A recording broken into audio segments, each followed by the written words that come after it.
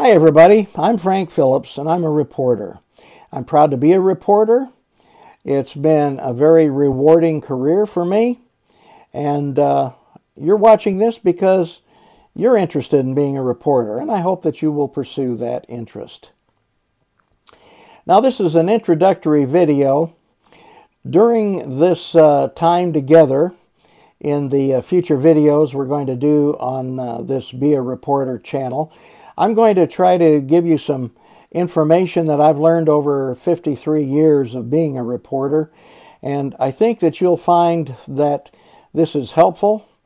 I hope it'll be entertaining, and if nothing else, I think it'll be interesting.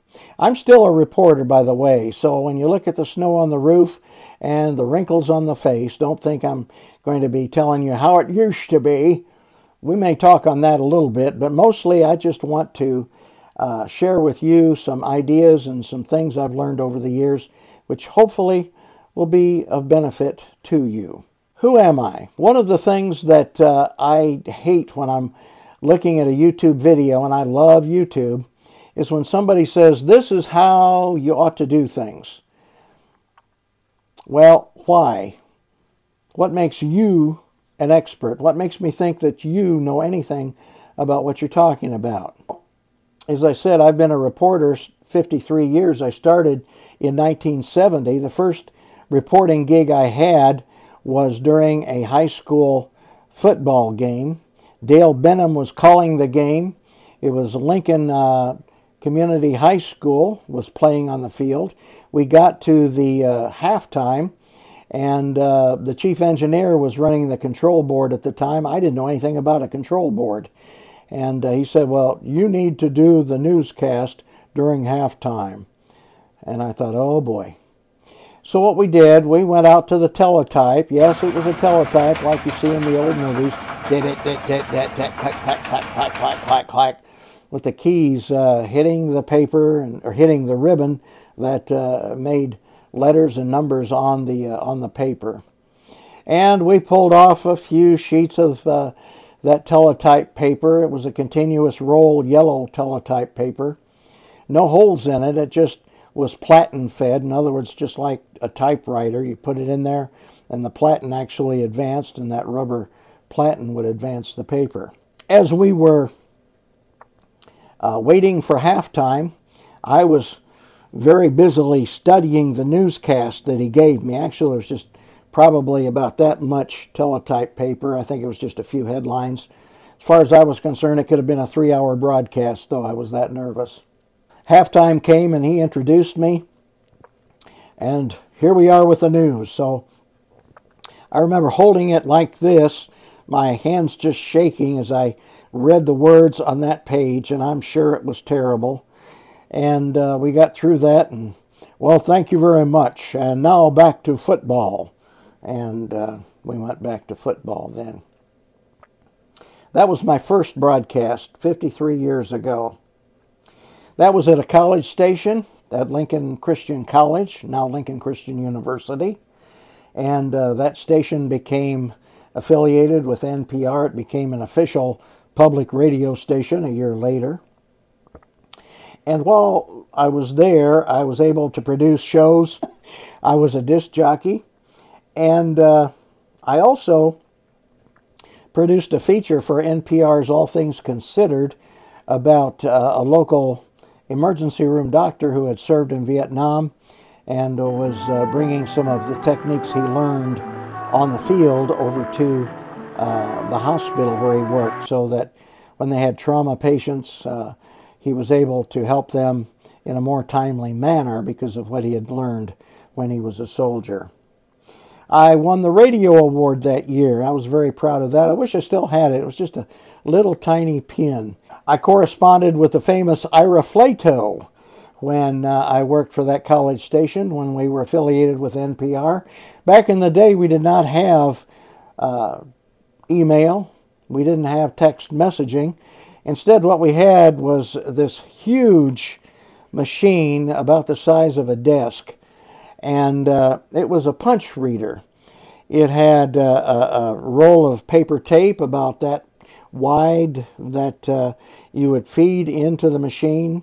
You would type your message to whoever you were sending it to, and the message itself, hit start, and it would punch holes in the tape, and then you would tear the tape off, and you'd put it in the reader again, and hit another button. I suppose it was a button, probably keystroke, and it would send that message off to Ira Flato or whoever you were corresponding with. I got very excited when Ira Flato was on The Big Bang Theory. You may recall he had a couple shows where he had to deal with Sheldon Cooper, and how funny those shows were. And I told my wife, I know him. I've actually corresponded with that man. And she wasn't impressed, but that's okay. I was. I co-produced a cable television show for an education class. It was very primitive. We had 2 black and white cameras. We had 3/4 inch reel-to-reel videotape, and we would interview people. Actually, we did not interview. We had a lady who was on the faculty interview people, and her name was Patsy Wilson. And then we would hand carry the tape to the cable TV office, and we would cue it up, and then we would put it on the television on the cable system once a week. And according to the random telephone calls that we made, it had quite a large following, although one of our professors said, "Does anybody ever watch that?" And I said, "Well, this is what we're saying. We're seeing this many people watched it. This is how many people they have in their subscription list. So by using percentages, we said we expect that so many people were watching the show." And he says, "That's too small of a sample." He was probably right. I'm sure he was. But we learned a lot doing that. We interviewed a former Playboy bunny, and that show got quite a response. We interviewed the Imperials, which was a Christian musical group. I'm not sure if they're still together or not. I know the original Imperials are not together. You may remember them from the Jimmy Dean show on TV many, many years ago. He called them the Imps, and they sang on his show once a week. But anyway, that was fun too. Other things that I've done, well, let's see. I was an anchor, and I covered meetings while I was at that radio station. Also for the commercial radio station in town. I was an anchor and covered meetings for them. At that time, you always sent the new kid to cover the school board meetings. Nothing ever happened at school board. They were just really nice people who came together. They were always polite to one another. They would give permission to the band to go play at a nearby town or something. "Yes, we'll let you do that." And we have a vote. Everybody take a vote. Well, it was 5-0. Okay. So the band could go and perform at a different football field. And it was that type of thing, but I learned how to write for radio doing that. And let's see, I also did some freelance magazine writing while I was in college. I was a radio news director from 1994 to 1998.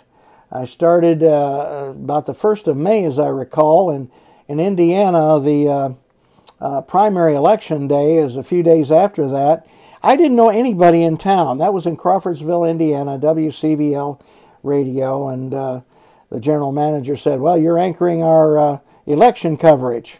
Okay, fine. So we went to the courthouse, and whenever we had breaks for the election returns, I was the voice at the microphone.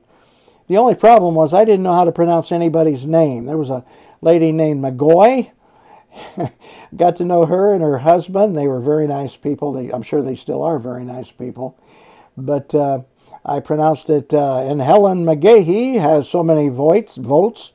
And the general manager, I saw him get up and jump up and leave the room. I'm sure he screamed when he was outside, because he counted on candidate commercials as part of his income. And here I had totally botched the name of one of the leading candidates. Helen McGoy became Helen McGahee for a few minutes on that particular election night. A couple stories to tell you about my time as a radio news director at WCVL. Got to know and became very good friends with the morning guys. They were the disc jockeys in the morning. I would come in 2 or 3 times and do the news and do a public affairs program called Community Focus. And the first one that I met while I was there, Dangerous Dan, is the name he went by. Dan Jensen. And he and I still get together so many decades later for lunch every once in a while. And when he left, Harvey Keller, Harvo the Marvo, became the morning man. And he and I got to be good friends. And Harvey and his wife and my wife and myself used to get together every New Year's Eve, and we'd go out for dinner together. And somebody asked me one time, "Are you two really friends, or is that an act you put on the radio?" And I said, "No, it's no act. I'm not that good of an actor. Harvey and I really are friends." Also got to talk to Paul Harvey through that time at WCVL Radio. I had sent him a script, a sample script. I wanted to do a show about Larry Bird, who was playing basketball at Terre Haute for the college. I got a call one day, and over the loudspeaker in the radio station, the voice said, "You have a call from Paul Harvey." And I thought, yeah, right. Okay, very funny. That's a good joke. So anyway, I picked up the phone. I thought, I'll go along with the gag. Picked up the phone, and all over the radio station, we had 40 or 50 people working there. You could hear extensions going click, click, click, click, click, click, click, click, click, as everybody listened in. It really was Mr. Harvey, Paul Harvey. So we had a lot of fun. Didn't make any money, but we had a lot of fun together on the radio. Went over to the newspaper in town, the Journal Review. I was a reporter there. I became an editor at the Brazil Times after I'd been at the Journal Review a few years. And I was the editor here for 6 years, and then went back to the Journal Review, and then I walked across the street to another newspaper in town. We actually had 2 daily newspapers in Crawfordsville at the time, and became the editor over there for a few years before I came back to Brazil and worked as an editor here at the Brazil Times once again. And then after that, I actually was a television producer for 2 months. Not a very successful one, but I was a television producer for 2 months at WTHI TV in Terre Haute, Channel 10. That didn't work out too well, but it didn't really bother me a whole lot because, you see, Jerry Van Dyke, Dick Van Dyke's brother, got his start at Channel 10. He had a variety show in the afternoon, and he hadn't been on too long, and they fired him because they couldn't sell advertising for Jerry Van Dyke's variety show. And after I left, I did not get fired, but after I left Channel 10, that just struck me as terribly funny. Really, really funny. So Jerry Van Dyke and I have something in common. Neither one of us made it on Channel 10. And, as I say, I've been back in radio from 2010 until the present. I am a reporter. I cover meetings. I write stories. I write stories for the company's websites. They own 6 radio stations in the Wabash Valley area, which is what we call Terre Haute. And so I'm still in radio. And the whole point of this is that, yes, reporting has changed tremendously in the past 53 years. But you know what? I've learned a lot over that time. And so, like I said, I'm not just the old geezer that's got the snow on the roof, but I think I have something to share with you. And I think that you'll find it interesting. I hope you'll find it entertaining. And if you're not careful, you might learn something. So if you're a reporter, if you're somebody who wants to learn to be a reporter, if you write for your church or whatever, I hope you'll stay with us on this channel. Be a reporter. It's a great thing to do. I'm Frank Phillips. Thanks for watching.